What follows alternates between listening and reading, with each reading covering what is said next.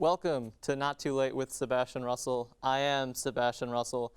Big Ten has decided to start college football in late October, which means athletes will have more than just brain damage to worry about this season. It'll be an 8-week season, so that is shorter than usual, but it's longer than the average Kardashian relationship. Big Ten, just what are you thinking? IU practice players, they still have to wear a mask, but not during games, which gives a new meaning to the face mask penalty. Also, to clarify real quick, I don't know anything about football, but my writers tell me that that was a good joke. It's also been said that fans won't be allowed in the stadium this season, so I guess our attendance rate won't change. With the season being delayed, teams will be playing mostly in colder weather, and despite our lack of fans, we will have a new mascot on the field. Football in winter, that's a really great idea. Last week, we talked about queen bees. Today, we have an actual queen. Oriana Perón is here. Are we sure that the football joke was funny? Yeah. Oh, sure.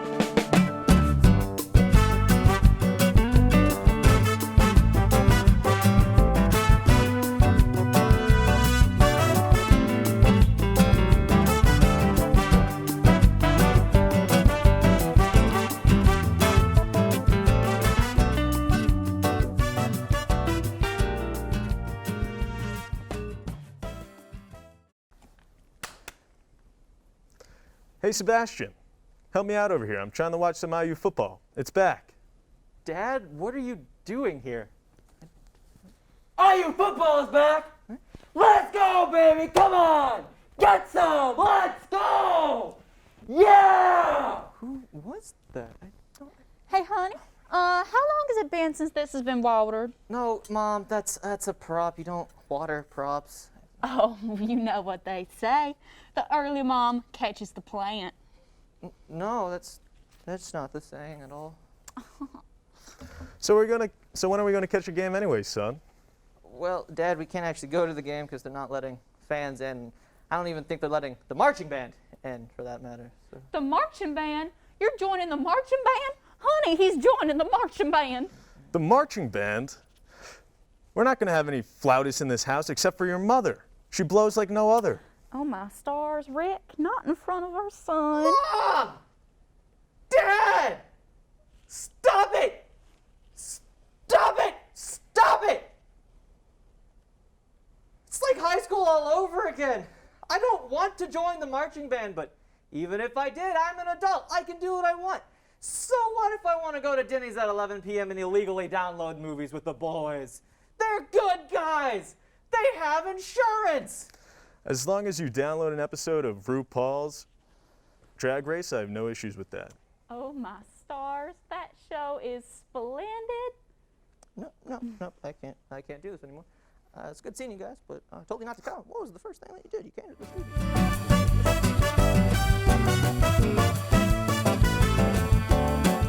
this. With me today is Oriana Perón, a local drag queen of Bloomington, Indiana. Thank you so much for being here. It means a lot. It's nice to have another celebrity here again after last week's beekeepers. So Beekeepers. I mean, they were nice, but like bees. I don't know about celebrity, but I appreciate the plug. More than bees. Yeah. So I'm sure that you get this all the time, but I'm just very curious. Like on average, how long does it take to do your hair and your makeup and all of that jazz? Well, I am perpetually late to everything except dinner, so I have perfected the art of getting my makeup on very quickly when I have to. So I can do my makeup in about 45 minutes, but if I want to play with it, it takes about 2 hours, and then a half an hour getting into body, so to speak, and then costume and hair is usually already done, so just putting them on isn't too much time. But yeah, about 2 to 3 hours total for the whole process. That is very impressive. For me, it usually takes like 4 or 5 hours, which, as you can see, is worth it. Sure. Oh, I mean, it's mainly in places you can't see right now. I'll be nice now. Your name, I love your name. It's very powerful, and like in my opinion, it has like a sense of mystery to it, and I like that. I like mystery. Where did you get the inspiration for your name? So this will reveal how nerdy and weird I am. My last name, Perone, it was just because I was adopted by Argenta Perone. She was a drag queen here in town, and she's since moved, but I kept the last name. But the first name, Oriana, comes from 1988's Felix the Cat, the movie. Wow. And there's a princess, Oriana, in the movie. That And I is used to watch that as a child, so very out there. very specific. Thanks for destroying the mystery. You're welcome. Yeah, it's Anything I can do, really. what I was told that I need to ask you, what drag name would you give me? Oh. I thought it was a big question. Yeah. That could be difficult. I mean, do you want an alliteration? Do you want something that like means something else, or do you want something that rhymes, or do you want something Ooh. specific? Can you do alliteration and rhyming? Oh, really on the spot? Let's see. I'm trying to think of.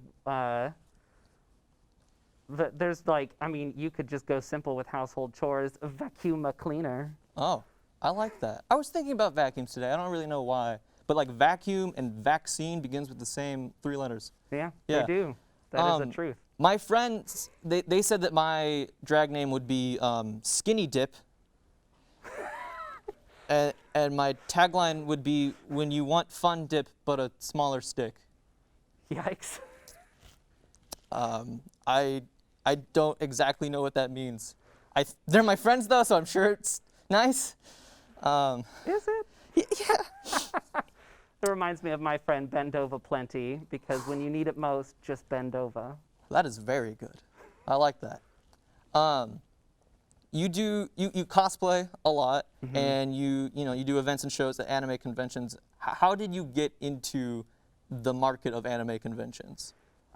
So before I even did drag, 2006-ish, I started cosplaying. I didn't even know anime conventions existed, but I had some friends that were like, hey, we're going to go to this anime convention called Anime Central in Chicago, and let's go. And I was like, oh, cool. And they were like, also, we can dress up. And I was like, what?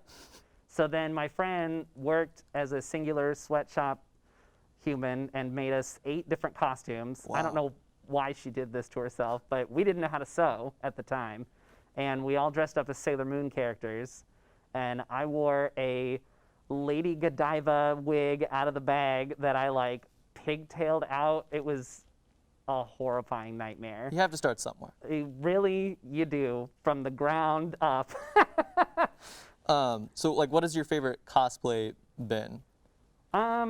You know, I really liked to be the magical girl. For a long time, I did cosplay just on its own, no drag. There was no makeup. There was like lip gloss and a dream. And like, I walked out with water balloons in my bra and walked around the anime convention floor. But as I got into drag and started pushing the two together, I like cosplaying the villain. Okay. So Evil Queen, Winifred Sanderson, Queen of Hearts, a lot of villains. I was told by a friend that your favorite one should be the Garfield cosplay. That is one of my favorites. Garfield is obviously the best cat in the world, hands down. And Now that's interesting because your name comes from Felix the cat. yes, Now, so is there a rivalry in your mind between the two? no, Okay. Felix isn't anybody. Oriana is somebody. So I went for Oriana, but Garfield is the better cat. Okay. He likes coffee and lasagna and hates Mondays. Like, I relate to doesn't- that. so I have this entire cosplay that is Garfield. It's a jumpsuit with fur and then a tail, and it's pretty wild, and I have definitely done some super fun numbers with that, including smearing lasagna all over my partner's face and body on stage to Gloria Estefan's Everlasting Love. Wow, that sounds like my last Sunday. Yeah. It's a fun Sunday then. It was a blast. It's the Lord's Day. Right. You have to rest in lasagna for the Lord. Have you ever performed at Oakmont? Oakmont. Oakmont. Oakmont. Oh no, I'm so sorry. That's actually my producer's laptop password. That's. I need to cross that out. Quick, enter it in. Yeah, so we kind of like talked about like you like started with the anime conventions and stuff. So like, would you say like the anime conventions is like where a lot of your inspiration to start doing the drag came from? I wanted to do drag early on, but I was with a partner at the time who was emotionally abusive. And for some reason, drag was unacceptable, but cosplay was not unacceptable. I don't really understand why at this point in time. Yeah. So I went for the cosplay and kind of just threw myself into teaching myself how to sew and make wigs and go to the conventions. And then about 7 years ago, when I'd been back in Bloomington for a while, and I was at the back door, and I was invited to be in the first Disney-inspired queer cabaret with my cosplays. So I went on stage in CoverGirl, which does not cover boy, and performed for the first time 7 years ago. And from then on, I just kept performing and sort of blended drag and cosplay together. So quite often when I do a number, it's character focused. Cool. I'm glad that you were able to do it now. So typically, we talked briefly about this before we were recording. You perform a weekly show at the Cade, right, called Oriana's World of Gaming. Yes. With COVID, I know that you've started streaming events, and do your shows still work via the online platforms, or is there something missing? Like, have you had to like adapt new acts, I guess, in your shows? So the streaming can be difficult, unfortunately, unless you really market it as a show, make a Facebook event page and really put it out there. Attendance is going to probably be low. I personally have been part of other people's shows.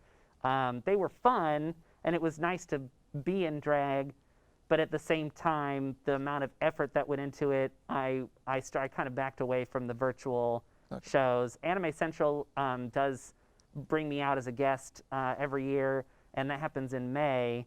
And this year they didn't have the convention, and this was a last-minute decision. So we did do all of my panels and events live on Zoom, which was a lot of fun, and I hopefully am going to do it again here with OhioCon coming up in January, but we'll see. Nice. So dancing and stuff, there's a lot of that involved. I like dancing. Do you want to teach me some moves? I could teach you the Oriana pop, lock, and drop, but I don't actually dance. I can drop it like it's hot. I'm what's known in the drag world as a heavy mover. Okay, well, can you teach me some heavy moves? Sure. So, there goes the mic, because that's not actually attached to anything. That's fine. I'll hold it. That's smart. That's what you do. So, in what I do, I typically come out and just sort of walk, and then you step, Okay. and you pose, and you look at the audience around, and you find somebody, and you sing to them, you turn around, and then you walk back. Okay. That's what a heavy mover does. So like walking Yeah. like this, Yep. and then you Perfect. pose, Yep. That's a great pose. and then you find someone in the audience, Yep. and you sing your heart out, Yeah. and then you turn around, Yep. and then you walk back. Just like that. Oh, thank you. Yeah. Thank you so much. 100%. You're a drag queen now. Done. Mom's gonna be so proud. Well, thank you so much, Oriana, for coming. Unfortunately, we are out of time. You can find Oriana Instagram, Facebook, just looking up her name, Oriana Perrone.